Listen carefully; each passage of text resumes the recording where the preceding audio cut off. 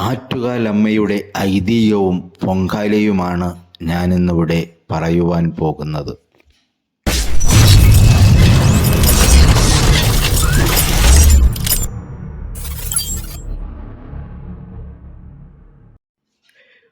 പുണ്യനദിയായ കാവേരിയുടെ തീരത്ത് സ്വർണ്ണ സൂര്യന്റെ കിരണങ്ങൾ പതിയുന്ന മനോഹര പ്രഭാതങ്ങളിൽ ഭദ്രകാളി അമ്മയുടെ കരുണാകടാക്ഷം നിറഞ്ഞ ബുഗാർ പട്ടണത്തിൽ കണ്ണകിയും കോവലനും പ്രണയം നിറഞ്ഞ ഹൃദയങ്ങളോടെ ജീവിച്ചിരുന്നു. പൂക്കൾ പോലെ സുന്ദരമായിരുന്നു അവരുടെ ജീവിതം. അമ്മ പാർവതിയുടെ അനുഗ്രഹം തേടിയ കണ്ണകി നിറ കണ്ണുകളോടെ കോവലനെ നോക്കി പുഞ്ചിരിക്കുമ്പോൾ അവളുടെ കണ്ണുകളിൽ അനന്തമായ സ്നേഹം നിറഞ്ഞു നിന്നു. ഭർത്താവിനെ ദൈവമായി കണ്ടു. അവൾ പൂജിച്ചു. ഓരോ നിമിഷവും അവനു വേണ്ടി മാത്രം ജീവിച്ചു. നേരും നന്മയും നിറഞ്ഞ കുടുംബത്തിൽ ജനിച്ച കോവലൻ തന്റെ കണ്ണിലെ കൃഷ്ണമണി പോലെ കണ്ണകിയെ സ്നേഹിച്ചു. പക്ഷേ ഒരു നാൾ വിധിയുടെ കൊടുങ്കാറ്റ് അവരുടെ സ്നേഹക്കൂടിനെ പിടിച്ചുലച്ചു. സ്വർഗത്തിലെ അപ്സരസിനെ പോലെ സുന്ദരിയായ മാധവി തന്റെ മധുരസ്വരവും നൃത്തചലനങ്ങളും കൊണ്ട് കോവലന്റെ മനസ്സ് കവർന്നു. കണ്ണകി ഏകാന്തതയിൽ കണ്ണീർ വാർന്നു. രാത്രികളിൽ ഉറക്കമില്ലാതെ കിടന്നു. എന്നാൽ അവളുടെ മനസ്സിൽ കയ്പും പകയും തീണ്ടിയില്ല. നാവിൽ നിന്നും ഒരു ശാപവാക്കുപോലും പുറത്തു വന്നില്ല. സമ്പത്ത് എല്ലാം നഷ്ടമായി. ജീവിതത്തിന്റെ കയ്പ് നുകർന്നപ്പോൾ അവന്റെ മനസ്സിൽ കണ്ണകിയുടെ നിഷ്കളങ്കമായ സ്നേഹം തെളിഞ്ഞു. കണ്ണീരോടെ കാൽനടയായി അവൻ മടങ്ങിയെത്തി. കണ്ണകിയുടെ മുന്നിൽ മുട്ടുകുത്തി കരഞ്ഞു. എന്നെ ക്ഷമിക്കണേ എന്ന് വിതുമ്പി. ആ നിമിഷം കണ്ണകിയുടെ കണ്ണുകൾ നിറഞ്ഞൊഴുകി. അവൾ ഓടിച്ചെന്ന് കോവലനെ കെട്ടിപ്പിടിച്ചു. അവളുടെ കണ്ണീർ കോവലന്റെ തോളിൽ വീണു. നിങ്ങൾ തിരിച്ചു വന്നല്ലോ, അത് മതി എനിക്ക് എന്നവൾ മന്ത്രിച്ചു. സ്നേഹത്തിന്റെയും ക്ഷമയുടെയും പ്രകാശം അവരുടെ മുഖത്ത് തെളിഞ്ഞു. നല്ലൊരു നാളേക്കായി പ്രാർത്ഥിച്ചു. കണ്ണകിയും കോവലനും മധുരയിലേക്ക് പോയി. കയ്യിൽ ഉണ്ടായിരുന്നത് കണ്ണകിയുടെ ചിലമ്പ് മാത്രം. പക്ഷേ മനസ്സിൽ വലിയ സ്വപ്നങ്ങൾ നിറഞ്ഞു നിന്നു. രാവിലെ സൂര്യനുദിച്ചപ്പോൾ അവർ സന്തോഷത്തോടെ നടന്നു. കണ്ണകിയുടെ കാലിലെ മാണിക്യച്ചിലമ്പ് മധുരമായി ശബ്ദിച്ചുകൊണ്ടിരുന്നു. പെട്ടെന്നാണ് കഷ്ടകാലം വന്നത്. ദുഷ്ടനായ തട്ടാൻ ഒരു കള്ളക്കഥ മെനഞ്ഞു. രാജ്ഞിയുടെ ചിലമ്പ് കോവലൻ മോഷ്ടിച്ചു എന്ന് രാജാവിനോട് പോയി പറഞ്ഞു. നല്ല മനസ്സുള്ള കോവലനെ രാജാവിന്റെ പടയാളികൾ പിടികൂടി. ഒന്നും ചോദിക്കാതെ അന്വേഷിക്കാതെ അവർ അദ്ദേഹത്തെ വെട്ടിക്കൊന്നു. അയ്യോ കണ്ണകി എന്ന് വിളിച്ചു കോവലൻ മരിച്ചു വീണു. നിഷ്കളങ്കനായ കോവലന്റെ മരണം ബദരിയുടെ മണ്ണിനെ കരയിച്ചു. കണ്ണകിയുടെ കണ്ണീർ പെരുകി. പിന്നെ ആ കണ്ണുനീർ തീയായി മാറി. പ്രിയപ്പെട്ട കോവലന്റെ മരണം കേട്ട് കണ്ണകിയുടെ ഹൃദയം തകർന്നുപോയി.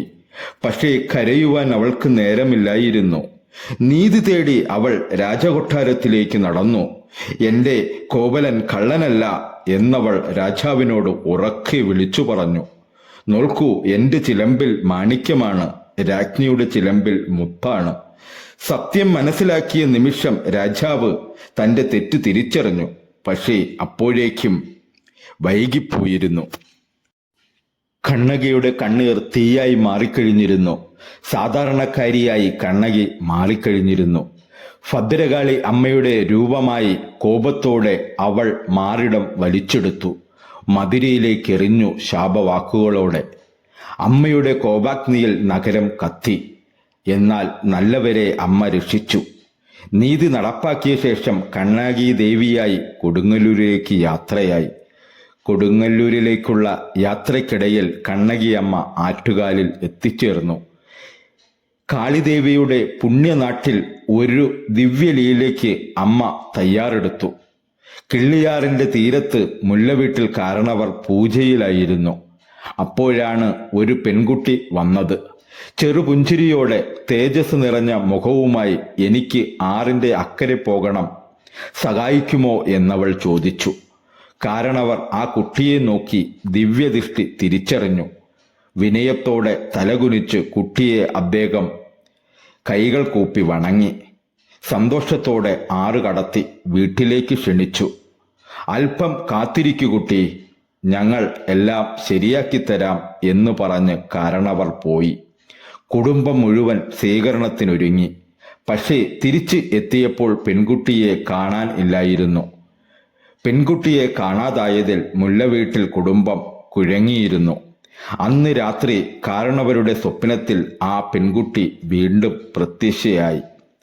ദിവ്യ തേജസ് നിറഞ്ഞ അമ്മ കാരണവരോട് അരുളി ചെയ്തു, അടുത്തുള്ള കാവിൽ എനിക്കൊരു വീട് വേണം. അവിടെ ഞാൻ എൻ്റെ ഭക്തരെ കാത്തുകൊള്ളാം. 3 വര കാണും നിങ്ങൾ കാവിൽ. ആ സ്ഥലത്താണ് എൻ്റെ ഇരിപ്പിടം. അവിടെ എനിക്കായി ഒരു ക്ഷേത്രം പണിയൂ. ഞാൻ എന്നും നിങ്ങളെ അനുഗ്രഹിക്കും. പാമ്പുകളും മറ്റ് ജീവജാലങ്ങളും പവിത്രമായി കാത്തു സൂക്ഷിക്കുന്ന കാവിൽ അമ്മ കാണിച്ച അടയാളം തേടി കാരണവർ പുലർച്ചെ തന്നെ പോയി. കാവിലെ ഒരു പ്രത്യേക സ്ഥലത്ത് 3 വര വ്യക്തമായി കണ്ടു. അമ്മയുടെ ഇച്ഛ മനസ്സിലാക്കി ക്ഷേത്ര നിർമ്മാണത്തിന് തുടക്കമായി. ആറ്റുകാൽ ദേവി, ആറ്റുകാലമ്മ എന്ന സ്നേഹത്തോടെ ഭക്തർ വിളിച്ചു തുടങ്ങി. കരുണാമയിയായ അമ്മയുടെ സാന്നിധ്യം ആ ക്ഷേത്രത്തെ പുണ്യസ്ഥലമാക്കി മാറ്റി. ദുഃഖമുള്ളവർക്ക് ആശ്വാസമായി, രോഗികൾക്ക് ശാന്തിയായി, നിരാശകർക്ക് പ്രതീക്ഷയായി അമ്മ എല്ലാ പേർക്കും അഭയം നൽകി. ആറ്റുകാൽ അമ്മയുടെ അത്ഭുതങ്ങൾ നാട് മുഴുവൻ പരന്നു.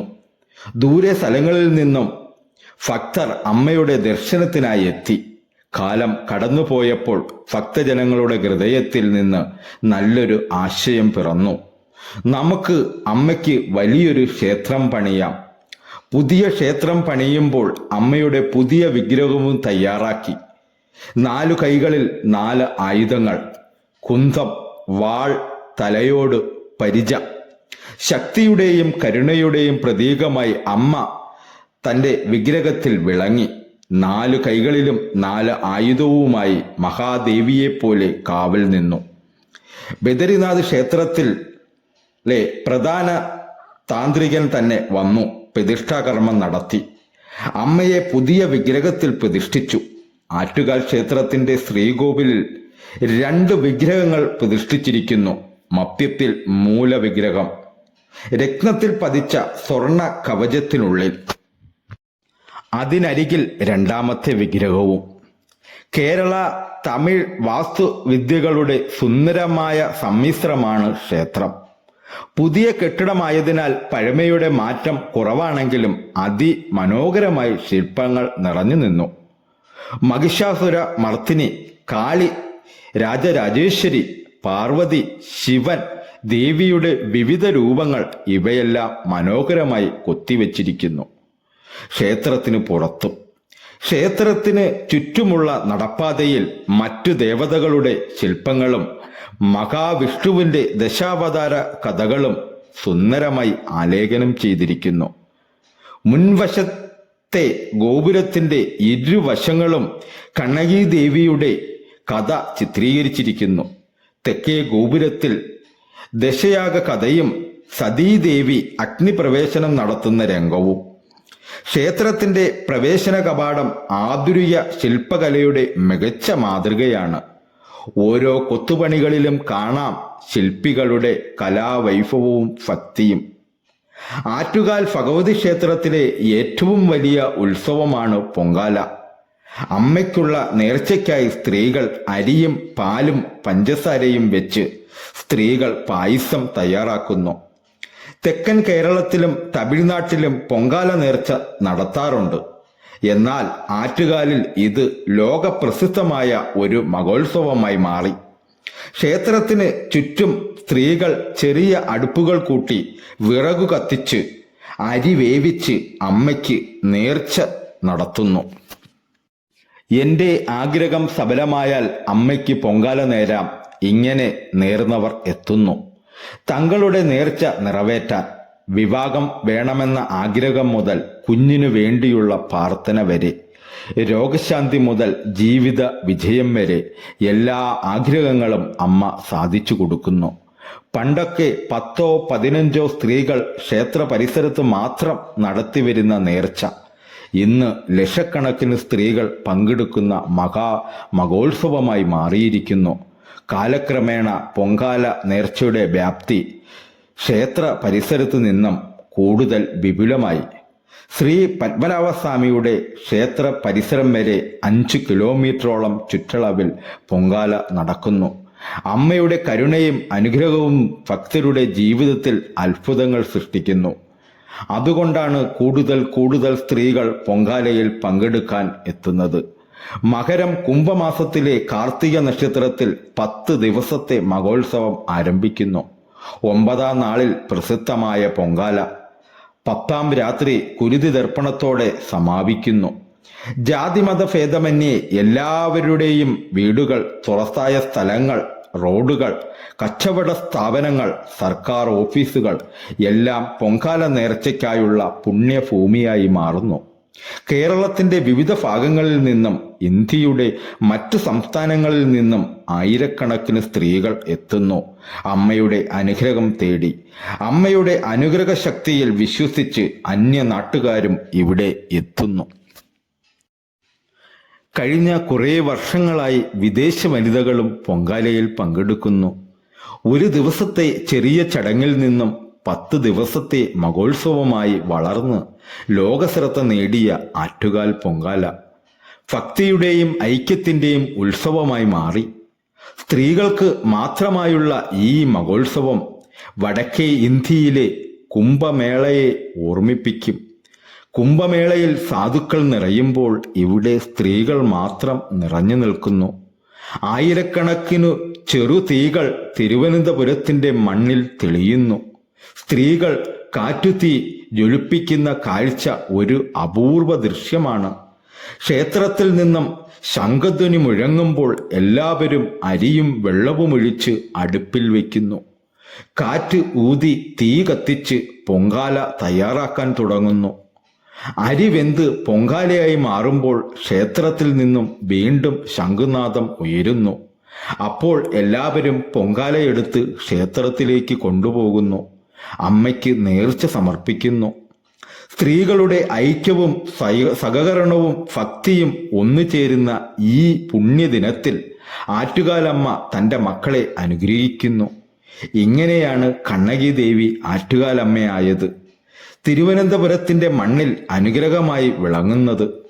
ചെറിയൊരു കാവിൽ തുടങ്ങിയ ആരാധന ഇന്ന് ലോകപ്രസിദ്ധമായ ഒരു ക്ഷേത്രമായി മാറിയിരിക്കുന്നു. മുല്ലവീട്ടിൽ കാരണവർ കണ്ട ബാലികയിൽ നിന്നും പെരും തിരക്കുള്ള പൊങ്കാല മഹോത്സവം വരെ കാലം സാക്ഷിയാണ്. അമ്മയുടെ മഹിമകൾക്കും